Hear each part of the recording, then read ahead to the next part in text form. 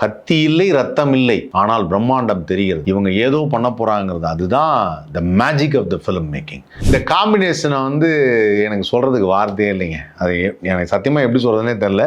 எனக்கு உள்ளுக்குள்ள ஓடிக்கிட்டே இருக்கு. இவங்க ரெண்டு பேரும் வரும்போது ஒரு ஜாலியான ஒரு ஃபீல் இருக்கும்ல, அந்த ஜாலி ஃபீல் இருக்கு. ரெண்டு பேரும் வந்துட்டாங்க, இனி களை கட்ட போகுது அப்படின்னுவாங்கல்ல. ரஜினி அப்படிங்கிறது ஒரு சாதாரண இதுவே கிடையாது, பெரிய பிம்பமா வளர்ந்தது. அந்த ப்ரோமோலயே வந்து ரெண்டு பேருக்குள்ள வெளியில நண்பர்கள் தான், வியாபார ரீதி படம் வந்துருச்சு, இதுல யார் ஹீரோ அப்படின்னு சொல்ற ஒரு விஷயம் இருக்கு. யாருடைய ஃபேன்ஸும் அக்செப்ட் பண்ணி அது ரெண்டு பேரும் சேர்ந்து நடிக்கிறாங்கிறது அவ்வளவு சாதாரணமான விஷயம் கிடையாது. ஒரு காமெடியா அந்த படத்தை வந்து ஹேண்டில் பண்ணியிருந்தாங்கன்னா, I think this is going to be the blockbuster of Indian cinema. Indian cinema வரலாற்றுல இப்படி ஒரு ரெண்டு பேர் இருந்தாங்கிறது பெரிய சரித்திரம் சார்.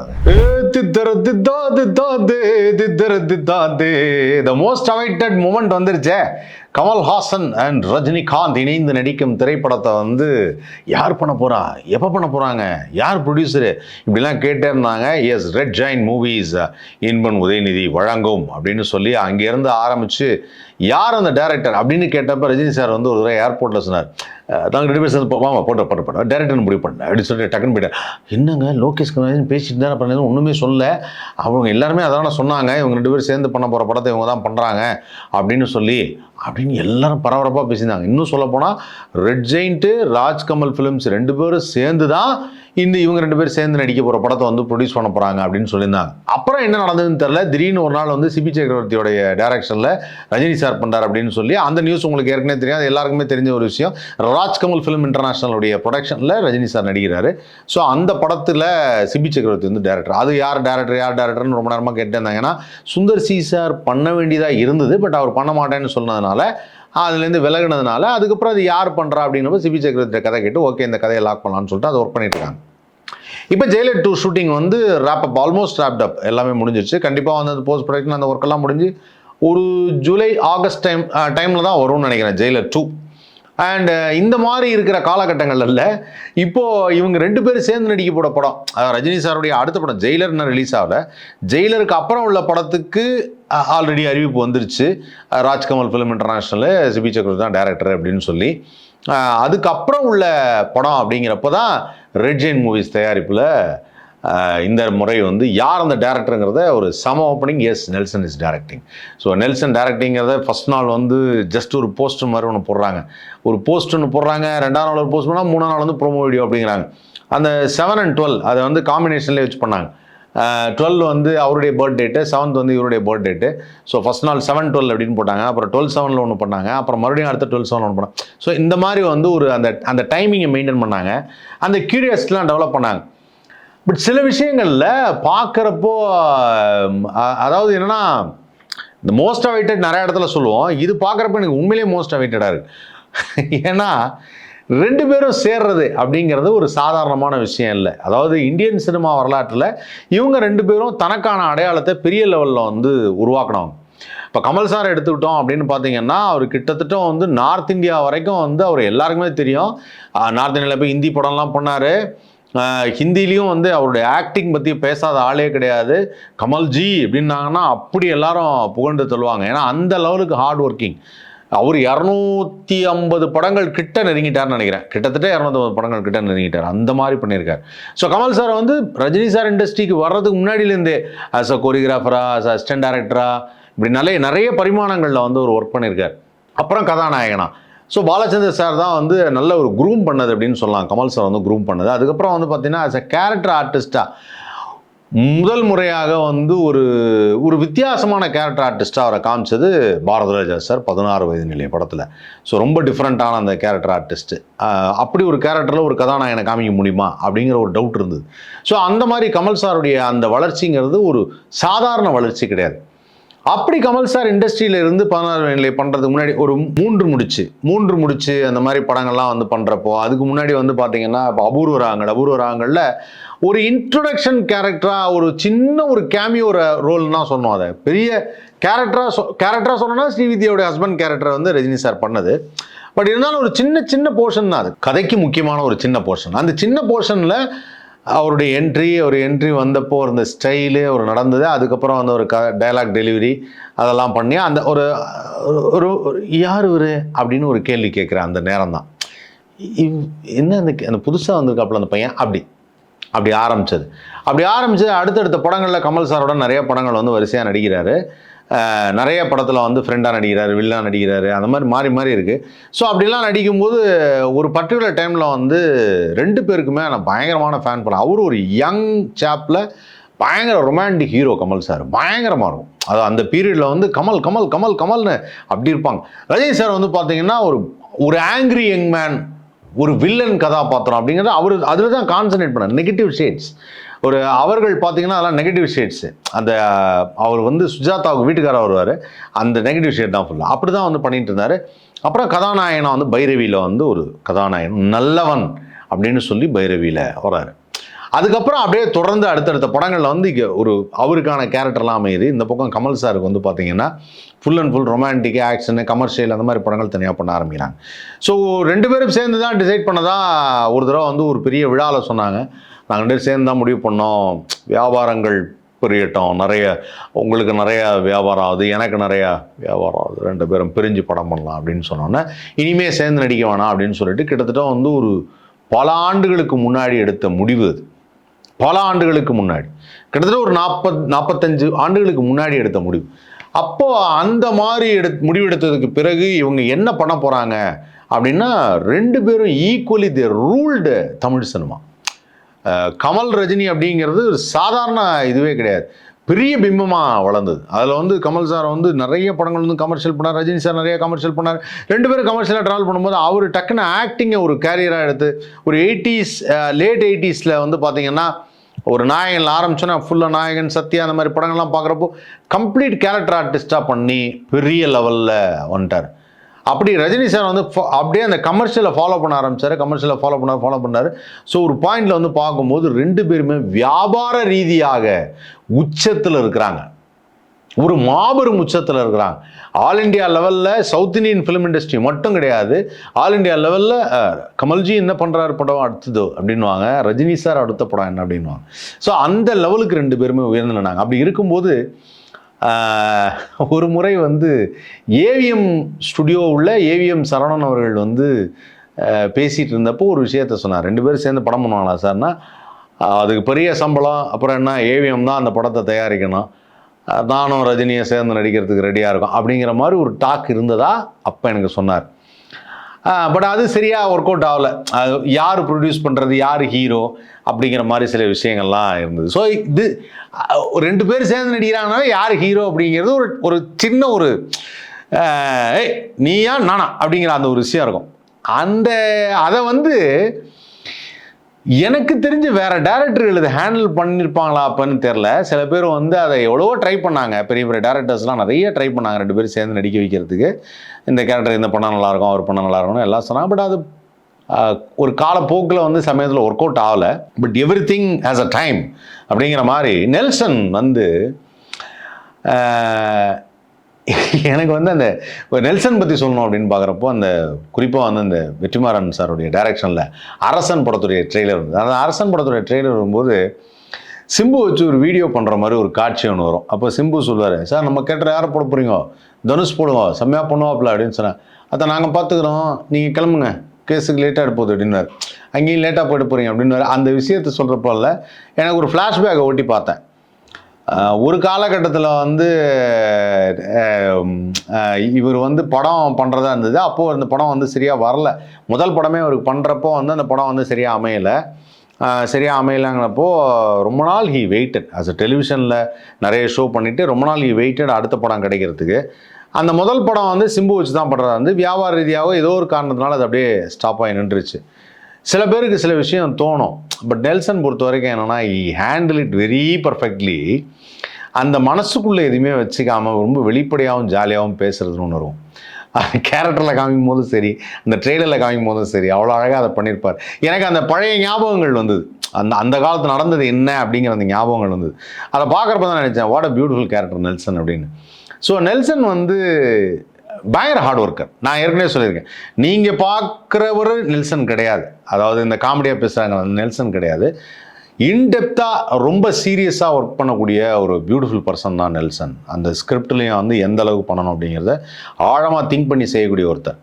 அவர் வந்து ஆக்சுவலாக ஜெயிலர் 1 பண்ண ஜெயிலர் 2 பண்ணிட்டு இருக்காரு. ஜெயிலர் 2 பண்ணும்போது நான் அப்பயே எனக்கு டவுட் இது 2 படம் தலைவர் கொடுத்துட்டாரு. தலைவருக்கு எப்பவுமே ஒரு ஸ்ட்ரைக் ஆகுமே, நெல்சனே பண்ண நல்லா இருக்கணும்னு தோணுமே அப்படின்னு சொல்லி யோசித்தேன். அப்போது நெல்சன் யாருடைய ஃபேனுங்கிறது இது வரைக்கும் சொன்னதில்லை. பட் லோகேஷ் கனகராஜ் கமல் சார் ஃபேனுங்கிறத சொல்லியிருக்காரு. ஸோ இது என்னுடைய ஃபேன் டைரக்ட் பண்ண போகிறாரா இல்லை உங்களுக்கு ஹிட்டு கொடுத்தவர் டைரக்ட் பண்ண போகிறாராங்கிற ஒரு விஷயம் வந்திருக்கும். பட் அது எப்படி ஓவர் கம் பண்ணாங்கன்னு தெரியல. பட் அது ஓவர் கம் பண்ணதுக்கப்புறம் இப்போ அதை ஃபைனலைஸ் பண்ணிட்டாங்க. நெல்சன் தான் பண்ணுறாங்க, அதை ஃபைனலைஸ் பண்ணாங்க. நெல்சன் அதை கிரியேட் பண்ணுறாரு, ஸ்டோரிலாம் பண்ணிட்டு இருக்காரு. பட் இனிஷியலாக அந்த ஒரு 2 பேர் ஜாயின் பண்ணுறாங்கிறது அந்த ப்ரோமோ வெளியிடணும். அந்த ப்ரோமோ வெளியிடும்போது அந்த ப்ரோமோலேயே வந்து 2 பேருக்குள்ள வெளியில் நண்பர்கள் தான், வியாபார ரீதி படம் வந்துருச்சு, இதில் யார் ஹீரோ அப்படின்னு சொல்கிற ஒரு விஷயம் இருக்குது. ஸோ அந்த யார் ஹீரோங்கும்போது ஃபஸ்ட்டு ஷாட்லேயே வந்து இதில் எந்த ரூமுக்கு போகலாம் அப்படின்னு சொல்லிட்டு அந்த ரூம் போயிட்டு அந்த இது நல்லா இருக்கு சார், இதுதான் சார் ரஜினி சார் நான் செலக்ட் பண்ணியிருக்காரு அப்படின்னா உடனே வந்து சூப்பர் செலக்ஷன் சார் அப்படியா, அப்போ இதை நான் செலக்ட் பண்ணிடுறேன் அப்படின்னா அங்கேருந்து இது ஆரம்பிக்குது. ரஜினி சாரை கட் பண்ணி ரஜினி சாரை காமிச்சா இதுதான் சார் கமல் சார் செலக்ட் பண்ணுறேன், அப்போ தான் இதை கட்டிக்கிறேன் அப்படின்னா டக்கு டக்கு டக்கு டக்குன்னு மாட்டு 2 பேரும் வர்ற அந்த ஷாட் இருக்குல்ல, ஐயோ அமேசிங் ஷாட் அது. அதாவது இவங்க 2 பேரும் சேர்ந்து நடித்தா எப்படி இருக்கும்னு யாரை வேணால் போட்டு மீமெல்லாம் போடுறாங்க. அது வழக்க போல் நம்ம ஆளுங்க வந்து டெய்லிட் பண்ணிவிடுவாங்க. அதாவது என்னென்னா, சார் அழகான மலையிலிருந்து ஒரு கொம்பு தேன் கிடச்சிருக்கு சார் அப்படின்னா, இப்போ பாருங்களேன் இது தேன் கடலில் இன்னொன்று இருக்குது, இது பாருங்களேன் இதுவும் தேன் தான், இது பாருங்களேன் இது பச்சை கலரில் இருக்குது, இது பாருங்களேன் இது மஞ்சள் கலரில் இருக்குது, இது தேனாக இருந்தால் எப்படி இருக்கும் அப்படின்னு சொல்லிட்டு போட்டு அதை டைல்யூட் பண்ணி அதை நாசம் பண்ணுறதுன்னு ஒன்று சொல்லுவாங்க. அது என்னன்னா இப்போ இருக்கிற அது ஏஐ கிரியேட் பண்ணி கண்ணா பின்னாடி எல்லாத்தையும் போட்டாங்க. இவங்க 2 பேர் சேர்ந்து நடிச்சா, இவங்க 2 பேர் சேர்ந்து நடிச்சான். அந்த ஃபீவர் போயிடும். அந்த மாதிரி பண்ணவே கூடாது. அந்த ஃபீவர் வந்து ரொம்ப அழகான ஒரு ஃபீவர். அது ரொம்ப ரசிக்கத்தக்க, ரொம்ப என்ஜாய் பண்ணக்கூடிய ஃபீவர். ஒரு 2 பெரிய ஸ்டாருடைய ஃபேன்ஸும் அக்செப்ட் பண்ணி அது 2 பேர் சேர்ந்து நடிக்கிறாங்கங்கிறது அவ்வளோ சாதாரணமான விஷயம் கிடையாது. ஸோ அவர் வந்து அந்த கிளாஸ் கமல் சார் அப்படின்னா எனக்கு ரொம்ப பிடிச்சது என்னன்னா அந்த கண்ணு வந்து அவ்வளோ பவர்ஃபுல் ஐஸ், கண்ணில் பயங்கர பெரிய கண்ணு அந்த தெரியறது. ரஜினி சார்கிட்ட வந்து என்னென்னா ரஜினி சார் வந்து ஐஸ் ரொம்ப பவர்ஃபுல்லு, பயங்கர ஷார்ப்பாக இருக்கும், சின்னது ஆனால் பயங்கர ஷார்ப்பாக இருக்கும். ஆனால் இவர் கூலர்ஸ் போடுறத விட இந்த கூலிங் கிளாஸ், அது ஃபுல் பிளாக் கிளாஸ் வந்து ரஜினி சார் போட பயங்கர ஸ்டைலாக இருக்கும். ஸோ எக்ஸாக்டாக வந்து பார்த்தீங்கன்னா இவர் அந்த டிரான்ஸ்பரண்ட்டாக வந்து எல்லோ ஷேட்ஸ் கிளாஸ் ஒன்று எடுத்து போடுவார். அல்டிமேட்டாக இருப்பார் கமல் சார் அதில். எனக்கு கமல் சார் கூலர்ஸ் போடுறதோட அந்த ஷேட்ஸ் போட்டேன், ஏன்னா அவர் கண்ணை நான் மறைக்கவே கூடாது. அந்த ஷேட்ஸ் வந்து அழகாக போட்டு டிரான்ஸ்பரண்டாக அப்படி போட்டு அப்படி வந்து பார்ப்பார். பார்த்துட்டு அந்த அதெல்லாம் இருக்கட்டும், முதல்ல நான் கேட்குற கேள்விக்கு பதில் சொன்னேன், யார் ஹீரோ அப்படின்னு சொன்னோன்னா உடனே அது கவுண்டர் டைலாக் ரஜினி சார் சொல்கிறது சூப்பராக இருந்தது. அதான் கேட்குறாருல்ல, சொல்லுங்க ஜி யார் ஹீரோ அப்படின்னு. அது ஆக்சுவலாக வந்து அந்த அனிருத் வந்து ஐயோ, அதாவது there are some positive comments, there are some comments like Anirudh திருப்பி அதே மாதிரி பண்ணுற இது மாதிரி பண்ணாங்க. எது பண்ணாலுமே இந்த வே ஹி ஹேண்டில்ஸ்னு ஒன்று சொல்லுவாங்கல்ல, அது வந்து ரொம்ப அழகாக இருக்கும். அனிருத் அண்ட் நெல்சனோட காம்பினேஷன். அப்போ அந்த வந்தோடனே அந்த ராகத்தை பாடிட்டே வந்து அப்படியே வச்சுட்டு ஏதாவது ஒன்று சொல்லுங்கள், சண்முக பிரியாவா இல்லை கோகில பிரியாவா அப்படின்னு.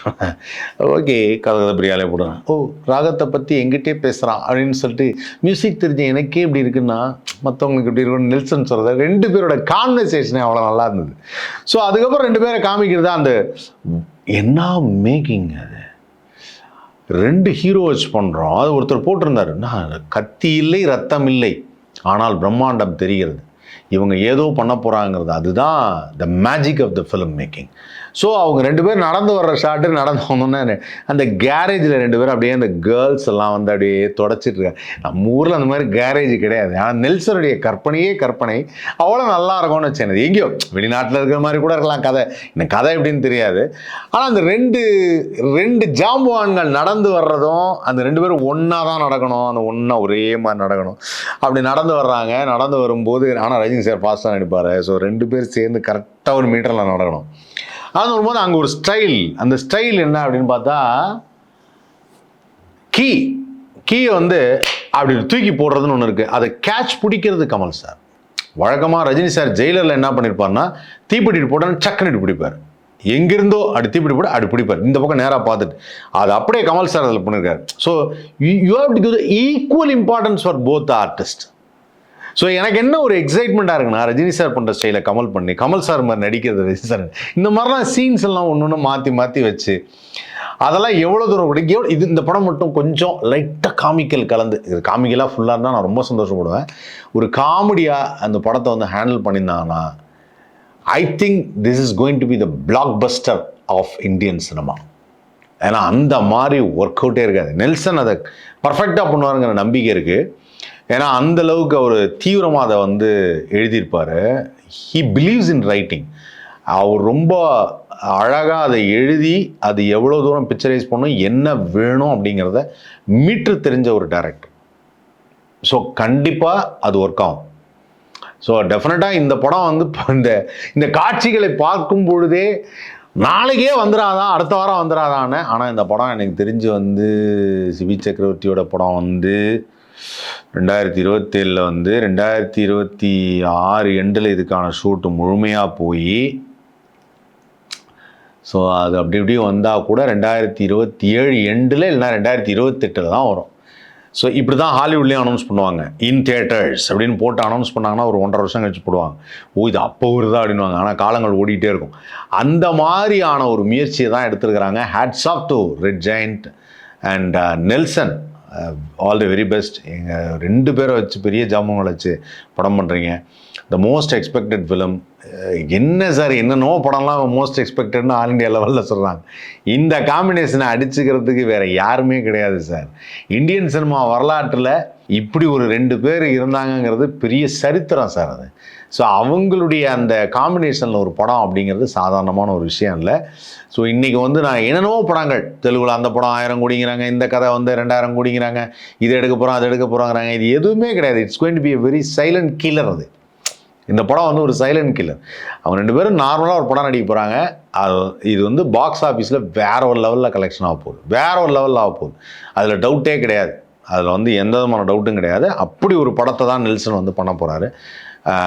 உண்மையிலே இதுக்கான மியூசிக், அனிருத்தோட மியூசிக், வழக்கமாக அவர் சூப்பர் ஸ்டாரோட பெரிய ஃபேனு. சூப்பர் ஸ்டார் மியூசிக்கு அதே மாதிரி கமல் சாருக்கு விக்ரமில் அந்த நாயகன் மீண்டும் வரான்னு சொல்லிட்டு அந்த இதுவும் போட்டிருப்பாரு. 2 பேருக்கும் அந்த கிளப்ட ஒரு ஒரு விஷயம் செய்யணும். 2 பேர் சேர்ந்து நடந்து வரும்போது அப்படின்னு போட்டோன்னே அப்படி ஒரு 2 பேரும் பார்க்குறப்போ இல்லை எனக்கு இது எப்படி சொல்கிறதுனே தெரில. எனக்கு அந்த அவங்க நடந்து வரும்போது அந்த இது பண்ணும்போது இந்த காம்பினேஷனை வந்து எனக்கு சொல்கிறதுக்கு வார்த்தையே இல்லைங்க. அது எனக்கு சத்தியமாக எப்படி சொல்கிறதுனே தெரில. எனக்கு உள்ளுக்குள்ளே ஓடிக்கிட்டே இருக்குது. இவங்க 2 பேரும் வரும்போது ஒரு ஜாலியான ஒரு ஃபீல் இருக்கும்ல, அந்த ஜாலி ஃபீல் இருக்குது. 2 பேரும் வந்துட்டாங்க, இனி களை கட்ட போகுது அப்படின்வாங்கல்ல, அப்படிப்பட்ட ஒரு ஜாலியான ஃபீல் இருக்குது. இவங்களை வந்து ஒரு ரெட்டையர்கள் மாதிரி ட்ரீட் பண்ணி ஆகணும். ஒரு ட்வின்ஸ் எப்படி இருப்பாங்க அந்த மாதிரி ட்ரீட் பண்ணுவோம். ஒரு ஈக்குவலான இம்பார்ட்டன்ஸ் கொடுத்தாகணும். ஒருத்தர் சரைச்சது இல்லை. அந்த மாதிரி ஒரு ஆக்டிங்லேயும் சரி, ஸ்டைல்லையும் சரி, அவருடைய டான்ஸு, பாட்டு, இவருடைய ஃபைட்டு, இது வந்து அன்கம்பேரபிளுங்க அந்த 2 பேரும். ஸோ கண்டிப்பாக ரசிகர்கள் எல்லாருமே அந்த மாதிரி ஒரு மெச்சூர்டாக ஆகிட்டோம். நாங்கள் ரஜினி ரசிகர்களும் சரி, கமல் ரசிகர்களும் சரி, எல்லாருமே ஒரு மெச்சூர்டு தாட்டுக்கு வந்தாச்சு. 2 பேரும் சேர்ந்து படம் நடிக்கணும் சார், நாங்கள்லாம் ஹாப்பியாக இருக்கோம். ஸோ எங்களுக்கு வந்து ஒரு பெரிய ட்ரீட், ஃபேன்ஸுக்கு பெரிய ட்ரீட், பயங்கரமான ஒரு ட்ரீட்டு. ஸோ தயவுசெய்து ஏஐயில் வந்து இவங்க வந்தால் எப்படி இருக்கும், அவங்க வந்தால் எப்படி இருக்கும் உருவாக்கி நிறையா பண்ணாதீங்க, ரொம்ப டைல்யூட் பண்ணாதீங்க. ஒரு மாதிரி இருக்குது அது கொஞ்சம். இது அதுலேருந்து வந்தது, இதுலேருந்து வந்தது, அதெல்லாம் அப்புறம் பார்த்துக்கலாம். எதுலேருந்து வந்தால் என்ன, எல்லாமே ஃபிலிம் ரோலில் எடுத்தது தான். அதனால் அது எப்படி சொல்கிறதுன்னு தெரியல. அதெல்லாம் விட்டுருங்க, அதெல்லாம் தேவையே கிடையாது. Let Nelson start is work after Jailer 2. இதற்கான வேலைகளும் பயங்கரமாக நடக்கட்டும், சூப்பராக வரட்டும். நம்ம என்ஜாய் பண்ணுற மாதிரியான விஷயங்கள் கண்டிப்பாக இருக்கும். ஸோ அந்த நாளுக்காக நாமளும் வெயிட் பண்ணுவோம். Let's see how KH and RK rocks Tamil cinema. No, Indian cinema.